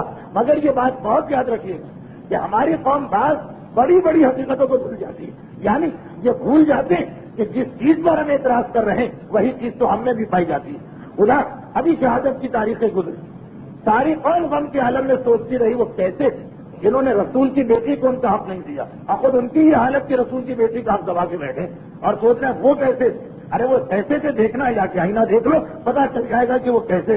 اور کتنے ہی ایسے لوگ سوچتے ہیں وہ کیسے کہ پیغمبر صلح کر رہے ہیں اور حکم دے رہے ہیں، لوگ ماننے کو تیار نہیں، اور اپنی یہ حالت کہ انہوں نے شاید ایک حکم نہیں مانا، ہم نے 24 گھنٹے میں کوئی بھی حکم نہیں مانا، اور ان کو سوچ رہے ہیں، تو پہلے اپنے آپ کو بھی دیکھنا پڑتا۔ صلح حدیبیہ کا یہ پیغام ہمیشہ ذہن میں رکھیے گا، پیغام کیا ہے؟ رسالت کے حکم کے آگے جو ہر نقصان کو برداشت کر کے بھی سر جھکا دے وہ تو پکا مومن ہے صلح حدیبیہ والا، اور اگر رسالت کے حکم سننے کے بعد بھی اگر مگر لیکن یہ ہو جائے گا وہ ہو جائے گا، بات ٹھیک ہے لیکن آج کون عمل کر سکتا ہے، اس قسم کے جملے لے آئے وہ مجرموں کی صف میں کھڑا نظر آئے گا ہے۔ اب حالت یہ ہوگی کہ سہیل ابن عمر اعتراض پر اعتراض کر رہا اور پیغمبر اس کی ہر بات کو مانتے جا رہے ہیں، یہاں تک کہ آخر میں جو 6 شرطیں سامنے آئی تو پتا چلا کہ ان 6 میں سے کم از کم 3 شرطیں ایسی یا 2 شرطیں ایسی ہیں جو سراسر مسلمانوں کے نقصان میں ہیں۔ پہلی شرط یہ آئی، سب سے پہلی شرط کہ اس سال مسلمان واپس چلے جائیں واپس، اگلے سال آنے کی اجازت ہے، مگر وہ بھی 2 شرطوں کے ساتھ، صرف 3 دن کے لیے مکے میں رہیں گے بس، اس سے زیادہ نہیں، اور اس 3 دن میں کوئی ہتھیار اپنے ساتھ نہیں لائیں سوائے ان ہتھیار کے جو مسافر کے لیے لازم۔ اب مسافر جو آتا چور بھی ہیں، ڈاکو بھی ہیں، جنگلی درندے بھی، سفر کے لیے جو ہتھیار ضروری سوائے ان کے اور کچھ نہیں لائیں، اور وہ ہتھیار بھی جو سفر کے لیے ضروری جیسے ہی مکے کی سرحد میں داخل ہوں گے خیلوں کے اندر چھپا دیے جائیں۔ یہ پہلی شرط، اس سال واپس جاؤ، آئندہ سال آؤ، مگر دونوں شرطوں کے ساتھ سامان پہ بھی پابندی لگا رہے ہیں اور ٹائم پر بھی پابندی لگا رہے ہیں، 3 دن سے زیادہ اجازت نہیں، اور کوئی ہتھیار نہیں لا سکتے سوائے سفر۔ یہ پہلی شرط۔ مسلمانوں کو بڑی کھل رہی، بہت اذیت ہو رہی، کھلم کھلا یہ شرط بے عزتی اور بے آبروئی کا سودا بن رہا، سرحد پہ آ گئے اور واپس چلے جائیں۔ خیر دوسری شرط یہ مانی گئی کہ اگر کوئی مسلمان مدینے سے مکہ چلا جاتا تو مکے والے اسے واپس نہیں کریں، لیکن اگر کوئی مکے سے مدینے آ جاتا تو مدینے والے یعنی رسول کی ذمہ داری کہ اسے واپس کر دیں. اب واپس کر دیں اور واپس پہنچا دیں یہ دو الگ الگ لفظ. اس کی وجہ سے بعد کے واقعات میں تبدیلی آتی. شرط یہ رکھی گئی. دیکھیے جب معاہدہ ہوتا ہے اس میں الفاظ کی اہمیت بہت زیادہ ہے. کوئی مسلمان مدینے سے مکے جائے گا, مکے والے اس کو روک لیں, لیکن مکے سے کوئی مدینے آیا تو واجب ہے رسول پر کہ وہ اس کو واپس کر دیں. اچھا اب اس میں دو چیزیں آ گئی. ایک تو لفظ آیا واپس کر دیں, یہ نہیں آیا کہ واپس پہنچا دیں. اور دوسرا یہ کہ وہ لفظ آیا مسلمان, مسلم کہتے ہیں مرد, مسلمہ نہیں آیا. ان دو لفظوں سے بعد میں دو واقعات بن گئے بڑے دلچسپ. خیر یہ دو شرطیں. اس کے بعد تیسری شرط یہ ہو کہ عرب کے قبیلوں کو اجازت اور اختیار جو جس کے ساتھ چاہے مل سکتا ہے اور اس سے کوئی اعتراض نہیں ہوگا. چوتھی شرط یہی کہ یہ معاہدہ اب 10 سال کے لیے ہے اور 10 سال تک آپس میں کوئی جنگ نہیں ہوگی. اچھا کسی ایک مقام پر ساری شرطیں موجود نہیں, الگ الگ کتابوں میں کسی میں 2 ہیں, کسی میں 3 ہیں, کسی میں 4. پانچویں شرط یہ ہو کہ اس کے بعد کافروں کا مال بھی قابل احترام ہو جائے گا اور مسلمانوں کا مال بھی. چھٹی شرط بھی ایک بڑی اچھی شرط, اہم شرط ہے. ان مانو کہ اس شرط پہ کم توجہ دی لوگوں نے, لیکن یہ وہ شرط ہے کہ جو بہرحال مسلمانوں کے فیور کی. وہ یہ ہے آج کے بعد سے مکے میں کسی مسلمان کی عبادت میں کوئی رکاوٹ نہیں ڈالی جائے گی اور جو اپنے اسلام کو ظاہر کر دے اس کی جان مال اور عزت محفوظ رہے گی. یہ بھی ایک شرط ہے جسے عام طور پہ نہ پڑھا جاتا ہے نہ لکھا جاتا ہے. اور جیسا میں نے کہا کہ واقعی کچھ کتابوں میں ہے بھی نہیں اور کچھ میں ہے. ہمارے علماء اعلام چاہے وہ شیخ مفید ہو, چاہے وہ علامہ طبرسی ہو, چاہے علامہ مجلسی, سب نے اس چھٹی شرط کو لکھا. یہ معاہدہ مکمل ہوا. بس اس وقت یہ معاہدہ مکمل ہوا. ابھی اس سے پہلے کے جو سخت کیے جائیں وہ واقعہ پیش آ گئے, جو صلح حدیبیہ کا مشہور ترین واقعہ. یعنی کسی کو اور کچھ معلوم ہو یا معلوم نہ ہو, یہ ضرور معلوم ابو جندل کا واقعہ. لیکن میرا مسئلہ یہ ہے کہ اگر واقعہ نہ پڑھوں تو بہرحال 106 تقاریر ایک کمی آ جائے گی اس کے اندر, اور پڑھوں تو آپ کا کئی دفعہ کا سنا ہوا واقعہ. بس اسی لیے یہی ہو سکتا ہے کہ ذرا جلدی جلدی پڑھ لیا جائے. مگر وہ واقعہ پہلے کا ایک چھوٹا سا اور واقعہ. یہ معاہدہ زبانی طور پہ طے پا 6 شرطوں کے ساتھ. اب اسے کاغذ پہ لینا. کئی مرتبہ میں نے یہ حدیث مختلف مجالس میں پڑھی کہ معصوم بھی کہتے ہیں کہ 5-6 آدمی ایسے ہیں جن کی دعا بھی خدا قبول نہیں کرتا. کون خدا؟ جس کا اپنا وعدہ ہے کہ ادعونی استجب لکم, اسی نے وعدہ کیا کہ دعائیں مانگو میں قبول کروں. لیکن 5-6 ایسے ہیں کہ ان سے خدا اپنا یہ وعدہ ہی پورا نہیں کرتا, کیونکہ خدا نے ان سے وعدہ ہی نہیں کیا. ان 5-6 وہ بھی جو کسی کو قرضہ دے اور بغیر کسی تحریر اور گواہی اور بعد میں قرضہ نہ ملے اور کہے کہ ٹھیک ہے کوئی بات نہیں میں نے معاف کیا تو دوسری بات ہے. لیکن وہ اللہ کا دروازہ پکڑ کہ غلطی میں نے کی ہے تو میرا قرضہ واپس دلوا دے, اللہ اس کی دعا قبول نہیں کرتا. جب میں نے پہلے سے طریقہ کار بتا دیا تو اس کی پابندی کیوں نہیں کی.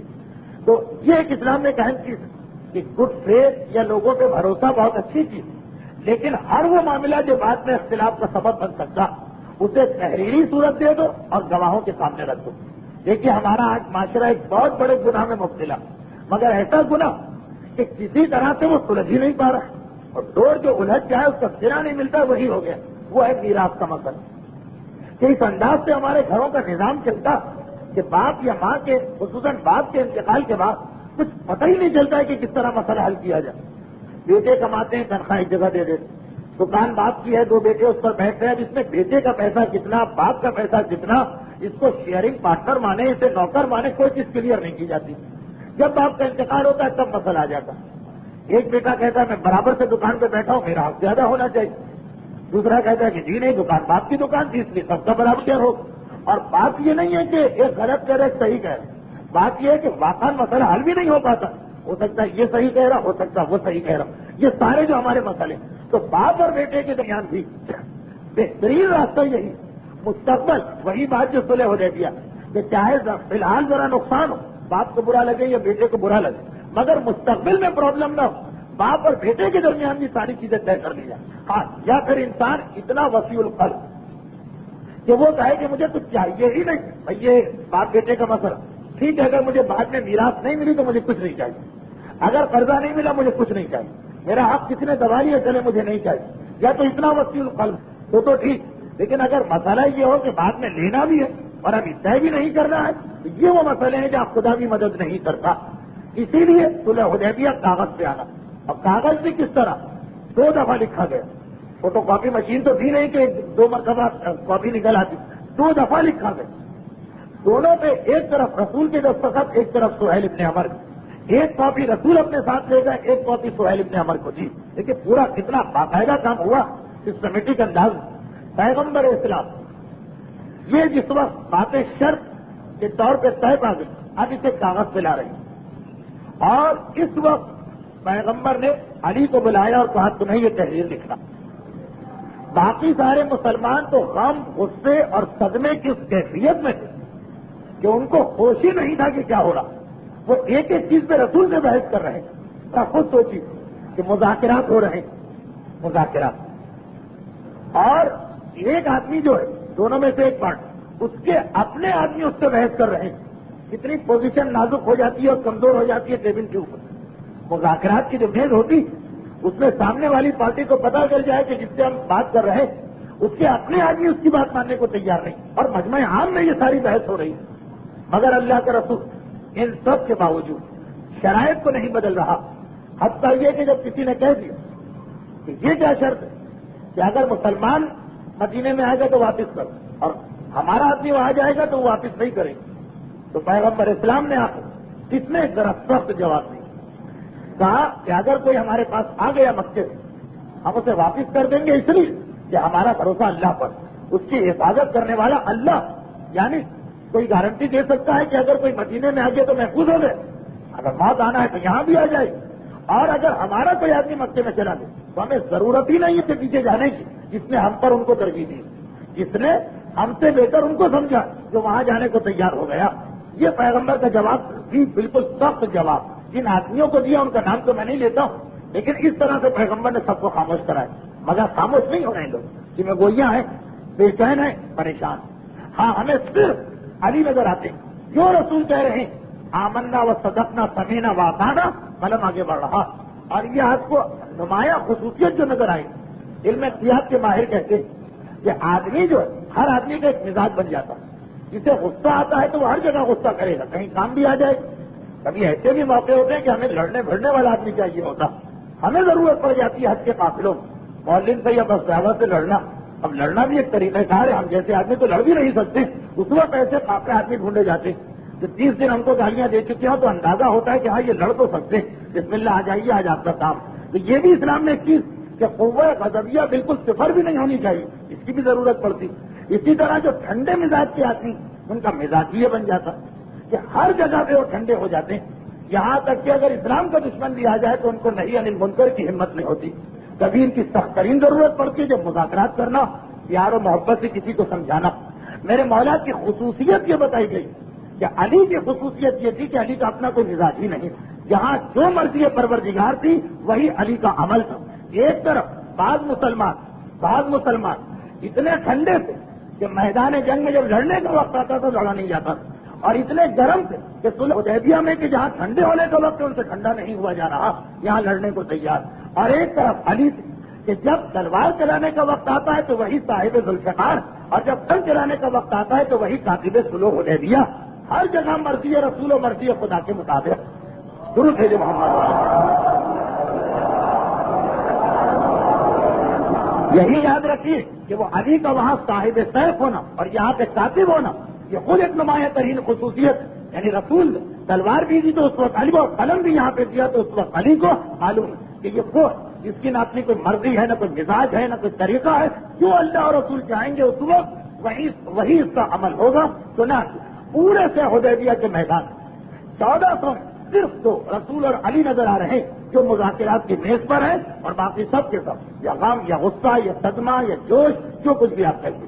پیغمبر لکھواتے جا رہے ہیں، علی لکھتے جا رہے ہیں. یہاں پہ یہ بھی بہت مشہور واقعہ کہ جس وقت یہ لکھنا شروع کیا گیا شروع ہی میں 2 رکاوٹیں آ گئی. اچھا مولا نے خود کچھ نہیں لکھا، کاتب رسول زبان سے مضمون ادا کر رہے ہیں. لکھو ہاذا بسم اللہ الرحمن الرحیم، هذا ما صالح علیہ رسول اللہ والملأ من قریش، یہ وہ ہے کہ جس پر سلوک کی ہے رسول نے اور قریش کے سرداروں نے۔ اب جب بسم اللہ ہی ہوا تو وہیں پہ مسئلہ آ گیا۔ سہیل ابن عمر نے کہا یہ بسم اللہ الرحمن الرحیم کیا ہوتا؟ ہم اللہ کو تو جانتے ہیں بسم اللہ، یہ رحمان رحیم کون ہے اس کو ہم نہیں جانتے، تو وہی لکھو جس کو ہم جانتے ہیں بسمک اللہم، اللہ کو مانتے ہیں جو ہمارا پرانا طریقہ کار۔ یہی وہ وقت جہاں سلمانوں کا صدمہ اور بڑھ گئے کہ آخر حج رسول کو معذ اللہ ہو کیا گیا، اتنا جھکتے جا رہے ہیں کہ بسم اللہ کی آیت کو بدل دی۔ علی سے کہا کہ چلو کاٹ دو، جو سہیل کہہ رہا ہے وہی لکھ دو۔ اچھا یہاں پہ ایک بات ذہن میں رکھیے، پیغمبر نے یہاں پہ کر دی، اگر سہیل کہتا کہ اللہ کا نام نہ لاؤ، مثلا بسم لات لکھو، بسم منات لکھو، بسم عزا لکھو، وہ بات اصول کی تھی، وہ بات عقائد کی تھی، وہاں پہ آپ دیکھتے کہ پیغمبر اصرار کرتے اور کبھی اس کو قبول نہ کرتے۔ لیکن یہاں پہ بات ابھی جو ہے صرف لفظ کی ہے، دونوں طرف اللہ ہی دینا، چاہے بسم اللہ کا ہو چاہے بسم اللہم کا ہو۔ رسول نے بتا دیا کہ معاہدے کے وقت اور مصالحت کے وقت ہمارے یہاں بھی کبھی کاروباری پارٹنر میں مصالحت کی ضرورت پڑتی ہے، کبھی خاندانوں میں ضرورت پڑتی ہے، کبھی شوہر بیوی کے طلاق کا کیس، تو پیغمبر نے بتا دیا اصولوں پہ اصرار الگ، لیکن اگر بات وہی ہو خالی لفظی جھگڑا ہو تو مومن کی شان یہی ہے کہ وہ لفظی جھگڑے میں نہیں پڑتا۔ چلو اللہ ہی کا نام ہے، تم کہو تو تمہارے طریقے سے لکھ دیا گیا۔ اس کے بعد وہ دوسرا مسئلہ ہے جس کو ہر ایک جانتا کہ پھر یہ وقت آیا کہ ھذا ما صالح محمد الرسول اللہ والملأ من قریش، اس کا اعتراض اور ٹیکنیکلی بالکل صحیح اعتراض، چاہے عبداللہ کے بیٹے یہ رسول اللہ کیا چیز، اگر ہم تجھے رسول مان ہی لیں تو پھر تو یہ ساری جنگیں، یہ سارا جھگڑا، یہ سارا اختلاف، یہ مکے کی رکاوٹ، یہ صلح حدیبیہ سب ختم ہو جائے گا، اور تمہیں آخر اپنے باپ کا نام لکھتے ہوئے کیوں شرما رہی، یہ وہ اعتراض کر رہا، اپنے باپ کا نام لکھ دو، عبداللہ کا بیٹا۔ اچھا اب یہ وہ مسئلہ جہاں پیغمبر کی ذمہ داری اور ہے، علی کی ذمہ داری اور ہے۔ یہ یاد رکھیے یہ ایک بہت اہم اسلامی مسئلہ کہ کبھی ہماری ذمہ داری کچھ اور ہوتی ہے، لیڈر کی ذمہ داری کچھ اور ہوتی ہے۔ آپ کو شاید معلوم ہو سلمان رشدی کا مسئلہ جب کھڑا ہوا تو امام خمینی کے فتوے کے بعد جو کوئی نیا فتویٰ نہیں تھا، 1400 سال سے تمام شیعہ، سنی، حنفی، حنبلی، بریلوی، شافعی سب اس سے متفق کہ نبی کی توہین کرنے والا واجب القتل، اور نبی کی توہین کرنے والا ایسا واجب القتل ہے ہمارے اعتبار سے کہ اس کے لیے تو حاکم شرع یا مجتہد یا اسلامی عدالت کسی سے نہیں پوچھنا۔ باقی اگر کوئی گناہ ایسا کر چکا ہے جو قتل واجب القتل ہوتا، مثلا زنا، تو ہمیں آپ کو اختیار نہیں ہے کہ اس کو سزا دے دیں، ہم پکڑے جائیں گے، ہم کو الٹی سزا ملے گی۔ لیکن صاحب نبی کو برا کہنے والا، اس کے لیے کسی کا رابطہ بھی نہیں ہے جس کو کنٹرول مل سکے قاتل پر، اس کو مار دے، اتنا پکا مسئلہ۔ مگر یورپ بعض ایسے علماء نے جنہیں سعودی عرب کی جانب سے تنخواہ ملتی، ٹیلی ویژن پر آ کر کہا کہ یہ فتویٰ غلط ہے، اور دلیل یہ پیش کی کہ 2-4 رسول کے زمانے کے مجرم خود رسول کے سامنے آئے تو رسول نے ان کو قتل نہیں کی۔ تو یہ دیکھیے ان کی بات صحیح تاریخ کے اعتبار سے، لیکن ایک مسئلہ نبی کو برا بھلا کہنے والا نبی کے سامنے آئے تو نبی اس کو کر سکتا، اس کا مسئلہ ہمارے سامنے آئے ہم اس کو معاف نہیں کر سکتے، ہماری ذمہ داری الگ، نبی کی ذمہ داری الگ۔ علی اکبر کا قاتل ابن نبی سید سجاد کے سامنے آئے تو سید سجاد چھوڑ بھی سکتے ہیں، سزا بھی دے سکتے ہیں، ہمارے سامنے آئے ہمیں یہ اختیار نہیں، ہم پر تو واجب ہے کہ اگر اس حالت میں ابن نبی آتا بالکل مجبور ہو کر تو ہم اسے قتل کر دیں۔ تو یہ مسئلہ جو ہے یہ ہر جگہ چلتا کہ جس آدمی کا اپنا معاملہ اسے تو شریعت اختیار دیتی، مگر دوسروں کی ذمہ داری جو ہے وہ بدل جاتی۔ سنا رسول خود چاہے تو رسول اللہ کٹوا سکتے، مگر علی کی ذمہ داری ہے کہ جب رسول کو رسول مان رہے ہیں یہ لفظ نہیں کاٹ سکتے، اور اسی وجہ سے پیغمبر نے علی کو برا نہیں کہا، معاذ اللہ مذمت نہیں کی، اعتراض نہیں کیا۔ اچھا اس کے مقابلے میں کچھ اور واقعات جہاں کچھ اور لوگوں نے پیغمبر کا حکم نہیں مانا تو پیغمبر کتنے ناراض ہوئے، کیسے اٹھا دیا، کیسے بات چیت بند کر دی، کیسے فیض و غضب میں آ گئی، تو فرق پتہ چل جاتا کہ یہ وہ مسئلہ تھا کہ جس میں واقع علی کی ذمہ داری الگ تھی، نبی کی ذمہ داری الگ۔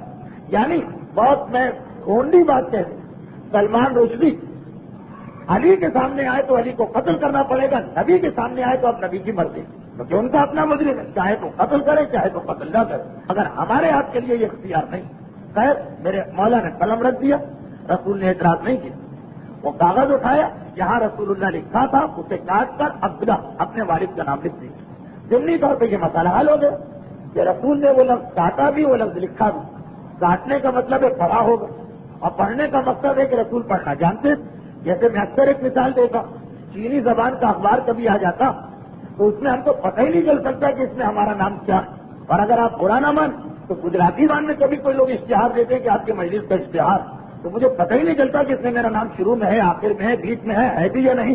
اس میں بھی جو پہچانتا ہی نہیں ہے اس زبان کو، وہ کیسے اس کے اندر اپنا نام پڑھ سکتا. پیغمبر اعلام کا یہ پڑھنا کہ رسول اللہ کہاں لکھا، دلیل ہے کہ پڑھ سکتے ہیں، اور ساتھ کے پھر لکھنا یہ دلیل اس بات کی کہ لکھ سکتے ہیں ہے. اس وقت ایک جملہ بھی کہا کیا ہے، علی جو مجھ پہ گزری ہے وہ ایک وقت تم پہ ہوئی، اور جو میں نے کیا ہے وہ ایک وقت میں تمہیں کرنا ہوگا.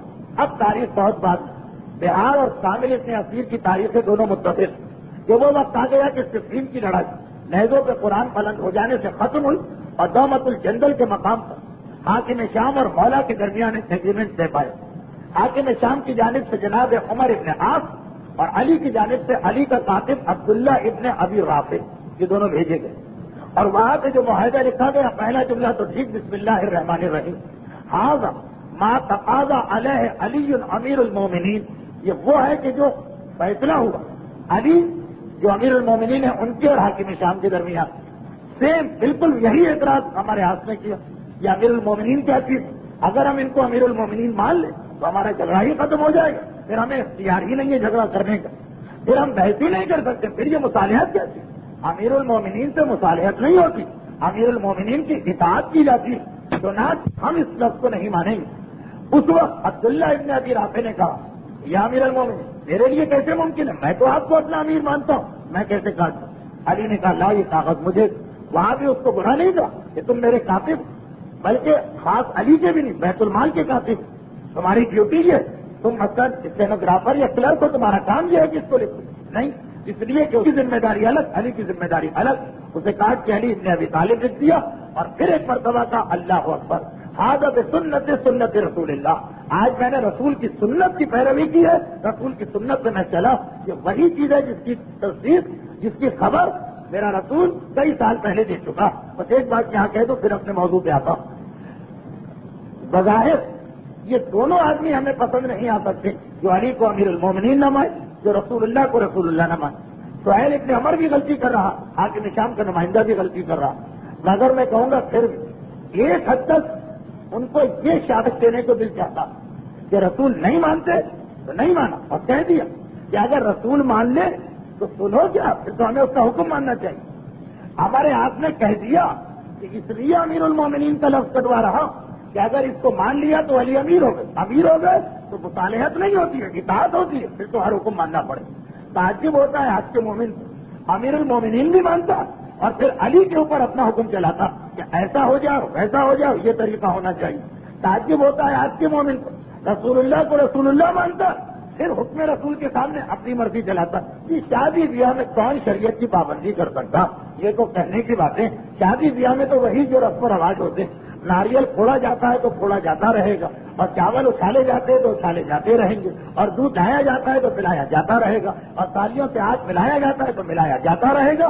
رسول اللہ بھی رسول اللہ، علی بھی امیر المومنین ہے، لیکن نہ حکم رسول اللہ کا چل رہا ہے نہ حکم امیر المومنین کا چل رہا. حکم ہمارا یا ہمارے ان آبا و اجداد کا چل رہا جو خود ہندو تھے یا ہندوؤں سے اثر قبول کر کے وہ چیزیں ہم کو منتقل کر کے گئے. اس سے تو وہ بہتر کہ اس نے بات تو صحیح کہی کہ امیر المومنین مان لیا، پھر تو ماننا پڑے گا. پھر یہ نہیں چل سکتا کہ امیر المومنین بھی مانو اور بات اپنی چلاؤ. تو یہ نقطہ بھی ذہن میں رکھیے گا کہ ان لوگوں کا اعتراض اس اعتبار سے صحیح اعتراض کہ جو امیر المومنین مانتا پھر اس کو سمینا و آتانا کی منزل پہ آنا، فائدہ ہو نقصان ہو موت ہو اولاد کو قربان کرنا پڑے، ماننا ہی ماننا.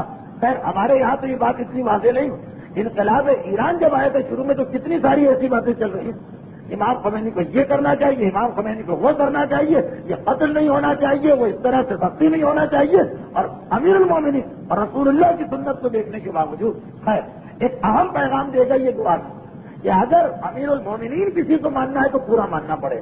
رسول اللہ ماننا ہے تو سلو نہیں ہو سکتی، بغاوت نہیں ہو سکتی، رائے نہیں چل سکتی، مشورہ نہیں ہو سکتا. یہ تو مرحلہ مکمل ہو گیا. ابھی یہ دو جملے تھے اور آخر میں سائن اور دستخط ہونا کہ ابو جندل آ گئے. ابو جندل سہیل ابن عمر کا بیٹا. اب اتنا وقت نہیں ہے آج میرے پاس کہ میں ابو جندل کے حالات بتاؤں, یہ آئندہ ہفتے بیان ہو. لیکن بس اتنی سی بات کہ شاید میں نے پہلے بھی ایک مجلس میں اسی حوالے سے بات کی, لیکن واقعہ اتنا اہم ہے کہ جو مرتبہ بھی ربط مسائل اس میں بن جائے تو کوئی حرج نہیں. ابو جندل آئے, ابھی معاہدے پہ دستخط نہیں ہوئے, یعنی معاہدے کے اعتبار سے وہ غلط ہے لوگوں کا تعصب کہ کیونکہ معاہدہ ہو گیا تھا اس لیے رسول نے واپس کیا. ابو جندل کا کیس وہ تھا کہ معاہدہ بھی نہیں ہوا تھا, رسول کو اختیار تھا, اب یہ ایگریمنٹ نہیں ہوا, واپس لے سکتے ہیں. صرف اس لیے کہ وہ سہیل ابن عمر نے کہا کہ اگر تم میرے بیٹے کے معاملے میں بولو کوئی سلو نہیں, کوئی معاہدہ نہیں, کوئی مذاکرہ نہیں. پیغمبر نے کہا بھی اس سے کہ دیکھو ابھی دستخط نہیں ہوئے, یہ آپ کی دستخط سے پہلے آیا, اس کا معاملہ کچھ اور ہے. کہا کہ نہیں, میں یہ نہیں جانتا کہ دستخط ہوئے یا نہیں. پیغمبر نے کہا میری خاطر اسے چھوڑ, اسی لیے تو عربوں نے بھیجا تھا. کہا کہ نہیں, میں اسے اپنے بتوں اور اپنے خداؤں اور اپنے سردار کے حکم سے بھی نہ چھوڑوں گا تو تمہاری بات کیسے مان. اتنی سختی سے بات کر رہا تھا ابو جندل. ابو جندل کا باپ تو ہے جو خاص اس وقت آیا, دستخط نہیں ہوئے, لیکن پیغمبر نے ابو جندل سے کہا چلے جا. اور پھر ایک جملہ کہا کہ میں نے سارے مسلمانوں کا خیال اور ان کا فائدہ دیکھا, کبھی اجتماع کے فائدے کے لیے فرد کو قربانی دینا پڑتی, پورے ماحول کو بچانے کے لیے 2-4 آدمیوں سے قربان ہونا پڑتا, یہ ایک مسئلہ. لیکن عام مسلمان جو پہلے سے بڑے غصے میں تھے, بسم اللہ الرحمن الرحیم کے مسئلے پہ ان کا غصہ اور بڑھ گیا. محمد رسول اللہ کے مسئلے میں تو بالکل غصہ اپنے عروج پر پہنچ گئے کہ کتنا ہم کو دبایا جائے, کس طرح سے ہمیں معاذ اللہ ذلیلوں پہ عزت کیا جائے, یہ جملے سے مسلمانوں. اور ابو جندل ایسی حالت میں کہ اسے دیکھ کے رسول بھی روئے اور مسلمان بھی روئے, کیونکہ اس نے مسلمانوں کے پاس آ کے کرتا ہٹایا, اپنے زخم دیکھا, دیکھو میرے جسم پہ کتنے زخم, اور یہ میرا باپ مجھے مارتا, میرا باپ مجھے مار رہا اور اپنے غلاموں سے پٹوا رہا, کیا تم ایک مظلوم مسلمان کی مدد کو تیار نہیں؟ اور جملہ یہی ہے کہ مسلمان تو مسلمان, اللہ کا رسول زار و قطار رو رہا ہے اس کی حالت کو دیکھ, مگر کہہ رہا کہ آیا ابو جندل, اس وقت اسلام اور سارے مسلمانوں کا فائدہ یہ ہے کہ تم یہ قربانی ہو. بس یہی وہ اصول ہے جس کی بنا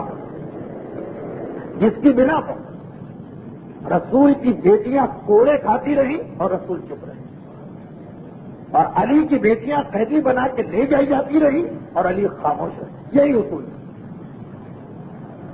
کہ ہم دیکھ رہے ہیں تمہاری حالت. ایک آدھ مقام پر تو ریاض القدس میں لکھا ہے کہ سید سجاد نے یہ جملہ کہا کہ بابا آپ کا بیٹا کب تک کوڑے کھاتا جائے گا, اپنے باپ کے کٹے ہوئے سر. شکوہ نہیں تھا, ہمیں یہی پیغام دینا تھا, بیٹا یہ قربانی بھی دے دے. زینب ہو, کلثوم ہو, سید سجاد ہو, کربلا کی ساری بیویاں, سب کو معلوم ذرا یہی کہ یقیناً رسول یہ برداشت نہیں کر سکتا. جو رسول ایک عام انسان کے جسم پہ کوڑا برداشت نہ کرے, وہ اپنی بیٹی زینب کبریٰ کو زخمی دیکھ سکتا. مگر بات وہی کہ اجتماع کے فائدے کے لیے فرد کو قربانی دینا پڑ رہی, مگر سکینہ تو بچی اور 2 سال کی بچی, سکینہ کی سمجھ میں نہیں آ رہا. جو ناچ حمید ابن مسلم کا جملہ تو بڑا مشہور, بس انہیں پہ آج کی گفتگو کو اختتام تک پہنچانا, کہ وہ کہتا ہے کہ جس وقت آخری خیمہ جلا اور ساری سیدانیاں اور بیویاں آخری خیمے سے باہر آئیں, باہر بھی کس انداز سے آئے. سید سجاد سے کسی نے مدینے میں پوچھا, مولا آخری خیمہ جلا تو آپ کے گھرانے پہ کیا گزری؟ سید سجاد کے ہاتھ میں تسبیح, کہا کہ سوال کرنے والے ہی تسبیح ٹوٹ جائے تو دانے کس طرح سے بکھر جاتے ہیں, کربلا کے میدان میں ہمارا گھرانہ نبی زادے اسی طرح بکھر کے رہ گئے. اس حالت میں ایک مرتبہ حمید کہتا, میں نے دیکھا ہے کہ ایک ننھی سی بچی جس کا کرتا ہاتھ پکڑ چکا, مگر عجیب بچی, اسے ہاتھ کا خیال نہیں, بار بار ہاتھ سینے پہ متی, کبھی کہتی ہے ہائے میرے بابا, کبھی کہتی ہے ہائے میرے چچا. میں ایک مرتبہ آگے آیا تاکہ کرتے کی ہاتھ کو بجھاؤں, مگر بچی طرف کے پیچھے ہٹی. خبردار میرے جسم کو ہاتھ نہ لگانا, میں فاطمہ کی پوتی سکینہ ہوں, نامحرم میرا جسم چھو نہیں سکتا. میں نے ہاتھوں کو جوڑا, شہزادی صرف کرتا پکڑ کے ہاتھ بجھانا, آگ تو بجھا دی, مگر اب سکینہ کو حیرت ہو گئی, مجھے دیکھا, کہا اے شخص یہ مہربانی کر دی ہے، ایک مہربانی اور کر دے، مجھے اتنا بتا دے نجف کدھر ہے، نجف کا پتہ بتا دے۔ میں نے حیران ہو کر کہا نجف کا پتہ کس لیے؟ کہا تجھے نہیں معلوم؟ ارے نجف میں میرا دادا کائنات کا مشکل کشا دفن ہے، دادا کی قبر پہ جا کے گروں گی اور یاد کروں گی، اے میرے دادا آپ ہر ایک کے یتیم بچوں کی مدد کو آتے، مگر آپ کے حسین کی یتیمہ سکینہ تماچے کھاتی رہی، کوڑے کھاتی رہی، دادا آپ کو پکارتی رہی، آپ سکینہ کی مدد کو نہ آئے۔